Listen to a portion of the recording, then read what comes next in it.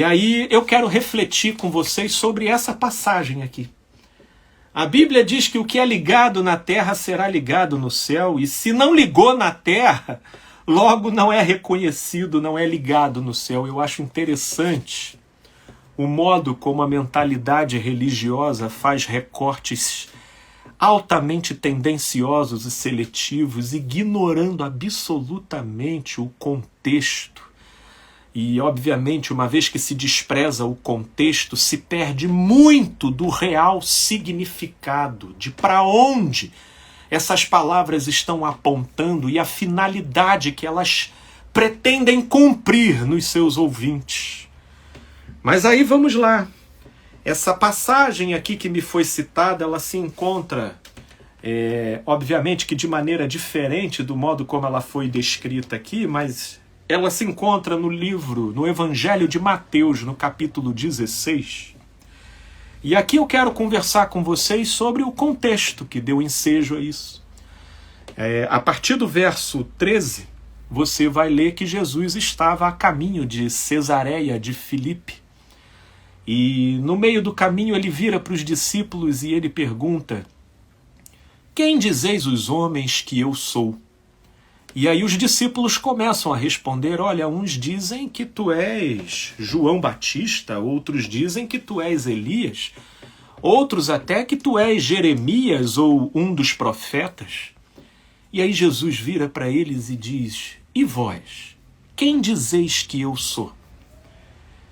E aí Pedro toma a palavra e ele responde: tu és o Cristo, o Filho do Deus vivo. E aí Jesus, ele é impactado por essa resposta, porque para pensar, não era algo razoável de se concluir isso.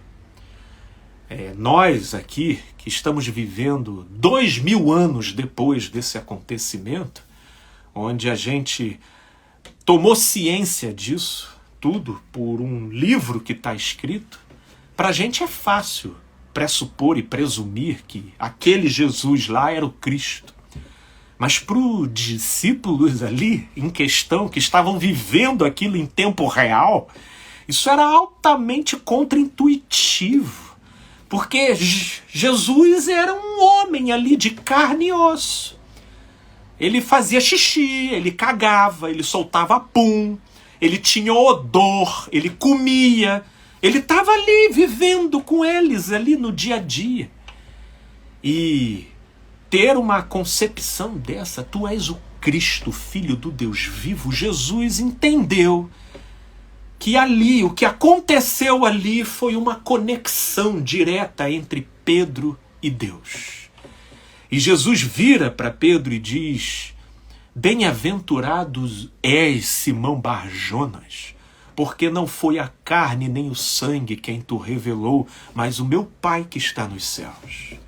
Sim, e aí Jesus prossegue: e sobre esta pedra eu edificarei a minha igreja, e as portas do inferno não prevalecerão contra ela. E aí sim entra aqui o versículo 19: e dar-te-ei as chaves. E dar-te-ei as chaves do reino dos céus, e o que ligares na terra terá sido ligado nos céus, e o que desligares na terra terá sido desligado nos céus. Agora veja, essa afirmação de Jesus, ela é feita em cima de um acontecimento. E um acontecimento que foi possível pela mediação da relação de Jesus com os discípulos. E o que estava acontecendo ali? Ora, o que estava acontecendo ali era o cumprimento de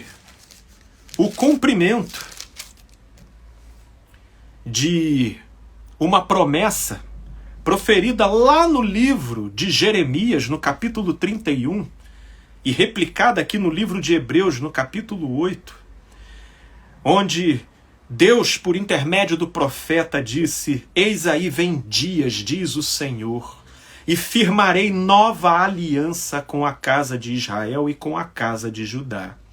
Não segundo a aliança que fiz com seus pais, no dia em que tomei pela mão, para os conduzir até fora da terra do Egito, pois eles não continuaram na minha aliança, e eu não atentei para eles, diz o Senhor, porque esta é a aliança que firmarei com a casa de Israel.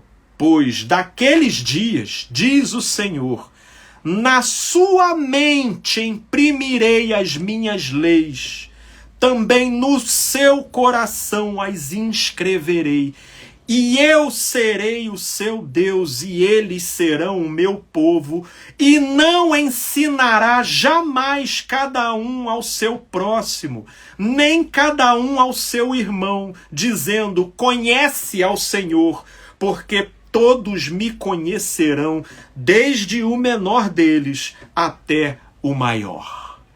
Era isso que estava acontecendo ali naquele momento. Não foi carne nem sangue que revelou Pedro. Pedro não fez uma análise sociológica, psicológica, histórica.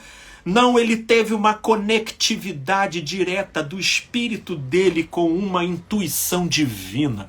Tu és o Cristo. E é esse fenômeno, é esse milagre, é esse acontecimento que leva Jesus a dizer, sobre esta pedra eu edificarei a minha igreja, e as portas do inferno não prevalecerão contra ela. E dar-te-ei as chaves do reino dos céus, e o que ligares na terra será ligado no céu, e o que desligares na terra será desligado no céu.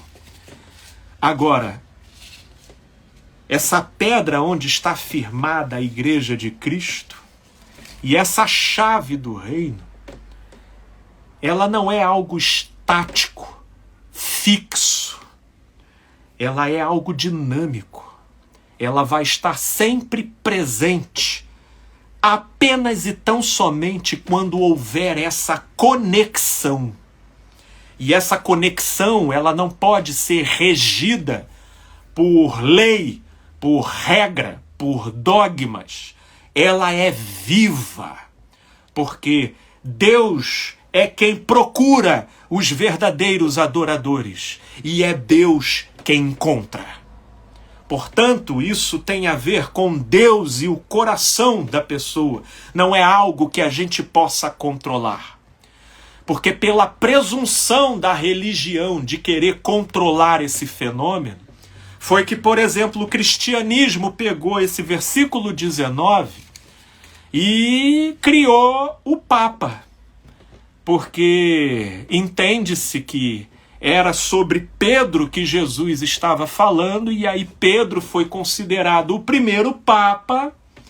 Logo, então, ele tem a chave dos reinos dos céus, e todo aquilo que Pedro ou os seus sucessores fala vira lei na terra. Porque o milagre foi institucionalizado pela religião. E o cristianismo foi, no curso do tempo, sob essa presunção de que, tendo a chave do reino, ela mandou muita gente para a Inquisição, ela matou muita gente sob essa presunção de que o que ela liga na terra, ela liga no céu, e o que ela desliga na terra, ela desliga no céu. E muitas barbaridades foram feitas, muitas pessoas foram excluídas injustamente, muitas pessoas foram perseguidas injustamente por causa dessa presunção da religião que recorta esse trecho do Evangelho de maneira tendenciosa apenas para querer afirmar e validar a sua própria arrogância e presunção de suposta autoridade sobre os homens. E aí, na sequência dessa situação, olha que interessante. O mesmo Pedro, para quem Jesus disse, e aí como afirmação do que eu estou dizendo, de que essa conexão que Jesus fala aqui, Essa entrega das chaves do reino, ela é dinâmica, ela não é estática, ela é viva, ela não é institucionalizada, ela não é um dogma, ela vai depender da sua conexão com a vida, com o sentido da verdade e do amor, com o Espírito de Jesus. E aí, como prova disso, o mesmo Pedro, para quem Jesus disse essas coisas, é só você ler aqui na sequência, a partir do versículo 21, ainda aqui do capítulo 16 de Mateus. Jesus, então, depois de dizer essas coisas, ele começa a prenunciar para os discípulos que caberia que ele fosse, em breve, entregue nas mãos dos homens e fosse judiado e maltratado e depois morto, mas que ao terceiro dia ele iria ressuscitar. Mas essa história de morrer e do Messias dele sofrer, isso tudo era muito contraditório à idealização que eles faziam sobre Jesus e sobre o que Jesus supostamente teria que fazer.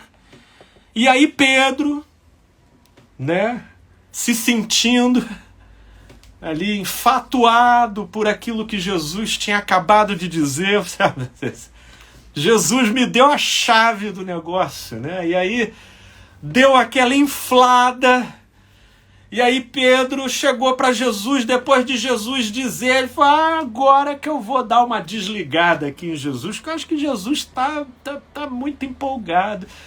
E chegou para Jesus e falou, mestre, não seja tão cruel assim contigo mesmo.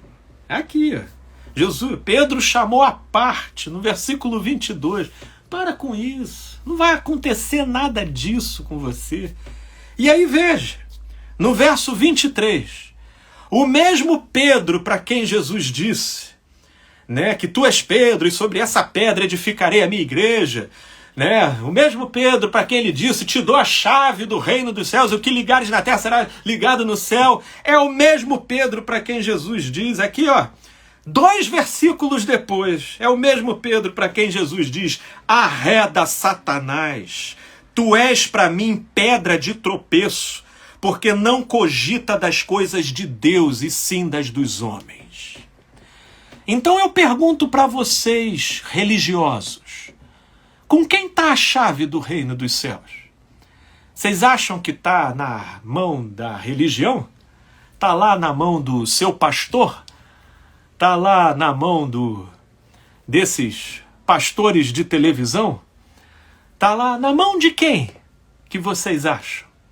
Está nas mãos dessas versões autorizadas, da religião, como sendo as figuras autênticas que falam em nome de Deus? Porque o mesmo Pedro que teve uma conexão direta com Deus e uma intuição revelativa da parte de Deus acerca de Jesus, foi o mesmo Pedro que cede espaço para a arrogância e para a presunção e sem querer age em conexão com Satanás. E veja como isso tudo é sutil e é uma dinâmica subjetiva. Mas para o religioso, o cartório é o validador do relacionamento. E a cerimônia religiosa em si é a que leva Deus a acreditar e a validar a relação. Mas isso é muita bobagem.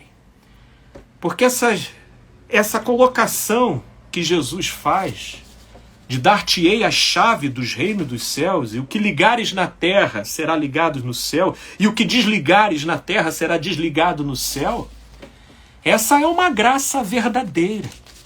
Jesus não jogou palavras ao vento ao fazer essa afirmação. Mas essa afirmação, ela não é um dogma, ela é uma descrição da autenticidade, da dinâmica do milagre existente quando o homem conecta o seu próprio coração à verdade da vida e abraçando a mente de Cristo ele responde às demandas da vida do modo como Cristo respondeu. E qual é o espírito de Cristo? Olha, eu posso sintetizar com a mesma síntese que o próprio Jesus utilizou para resumir o espírito da sua vida e obra. Primeiro lá em Mateus capítulo 7, quando ele diz: fazei com o outro aquilo que você gostaria que fosse feito com você. Nisso se resume a lei e os profetas. E uma outra hipersíntese de Jesus se encontra no Evangelho de João, no capítulo 13, quando Jesus diz: um mandamento vos dou, que vos ameis uns aos outros, assim como eu vos amei. No mais, eu não vejo Jesus julgando, do modo como eu vejo os religiosos aqui comentando os vídeos que eu gravo. Herege, tá em pecado, se você fizer isso você vai estar adulterando. Eu não vejo isso no espírito de Jesus. Até na mulher samaritana, que ele encontra lá no poço de Siloé, em João capítulo 4, e conversando com ela, na interação com ela, ele discerne, ele intui, ele pede para ela: vai lá e chama o teu marido. E ela responde ele: mas eu não tenho marido. E ali naquele momento Jesus intui: falaste bem, porque já tiveste 5 maridos e o que agora tens também não é teu marido. E ali eles continuam conversando, e a maneira como Jesus fala com aquela mulher não é uma maneira judiciosa, condenativa. Não é, porque senão a conversa teria acabado ali. Se Jesus tivesse a mentalidade desses religiosos que ficam que nem mosca de padaria aqui nos meus vídeos, cheio de presunção sentencialista, dizendo: é herege, tá adulterando, vai para o inferno, Jesus teria dito para ela: olha, você tem que prestar atenção, hein? Você anda em adultério aí, anda em perversidade, hein? Já é samaritana e ainda anda aí adulterando. Mas não. Jesus, ele traz aquela intuição para ela, e aquela fala de Jesus também não vai para o outro lado no sentido de Jesus concordar, mas é no sentido de Jesus mostrar que ele estava ciente da situação dela e ele não a condenava. Portanto, era uma percepção que acolhe, era uma percepção de quem, sendo superior, olha com misericórdia. E foi tanto essa a conexão estabelecida entre Jesus e aquela mulher naquele momento, que a mulher se encanta com a fala de Jesus, vira para ele e diz: Senhor, tu não és qualquer pessoa, vejo que tu és profeta. Portanto, fale para mim. E aí ela traz uma outra dúvida para ele. Fala para mim, onde se deve adorar? Aqui no Monte Gerizim ou lá em Jerusalém? Ou lá em Jerusalém? E ali começa uma interação entre Jesus e a mulher, que foi produzindo cura naquela mulher, das carências daquela mulher.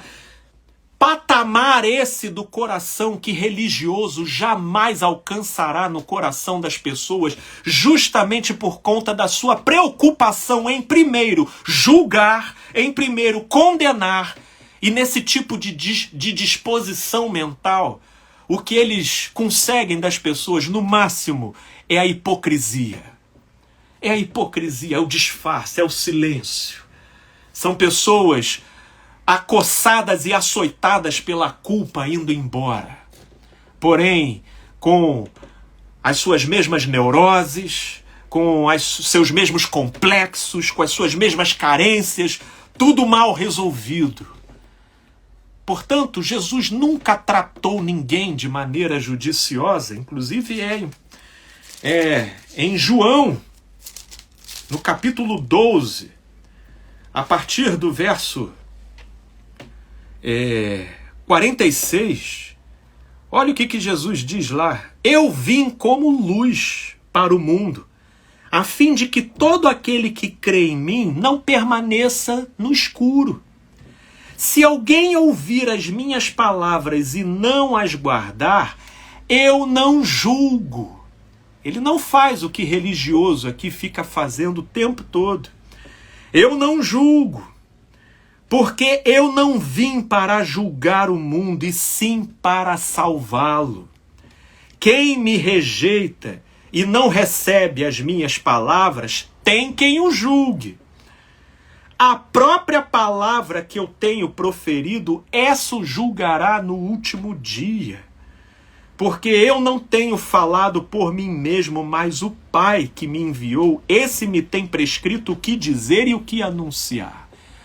Portanto, Jesus não tinha essa ânsia de que as pessoas o ouvissem, de enfiar a goela dentro, porque ele sabia que a palavra dele era viva e eficaz, mais penetrante do que espada alguma de 2 gumes, e habilitada para dividir juntas e medulas.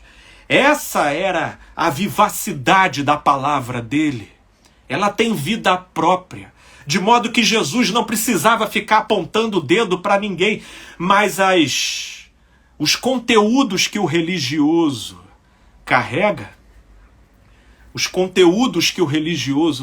são tão vazios, são tão engessados, são tão mortos e sem vida, que o religioso precisa compensar com isso no grito, na intromissão, no julgamento, na raiva, em agir como mosca de padaria, porque eles ficam completamente enciumados se eles veem pessoas dando ouvidos a outras pessoas que estão falando coisas diferentes daquilo que eles pensam. Mas aí eles não enxergam isso como ciúme, eles não enxergam isso como inveja, eles não enxergam isso como complexo de inferioridade, porque isso fica travestido de piedade. E aí eles, então, trabalham com a ideia de que estão fazendo isso por misericórdia, em nome de Deus. Mas, na verdade, eles seguem muito o espírito daquilo que Jesus denunciava, dos religiosos fariseus e escribas da sua época, dizendo: vós rodeais a terra para fazer um prosélito, e quando conseguem o tornais filho do inferno 2 vezes pior do que vós. E é isso que acontece. Portanto, essa história essa passagem do que é ligado na terra é ligado nos céus, como supostamente para corroborar que casamento só ganha validade se for registrado em cartório e tiver cerimônia religiosa acontecendo na igreja, eu acho que fica por demais claro o recorte altamente conveniente e tendencioso de quem jeitosamente distorce o preceito de Deus para fazer prevalecer a tradição de homens. E com isso, fazer o redirecionamento da consciência das massas na direção daquilo que possa conferir poder nas mãos de uns poucos, que se sentem na presunção de serem os representantes autorizados de Deus na terra, de modo que o que eles não concordarem, então não é ligado nos céus. E o que eles discordarem, então é desligado nos céus. Meu Deus, não se deixem manipular por isso. Entendam o espírito da palavra, o espírito da vida.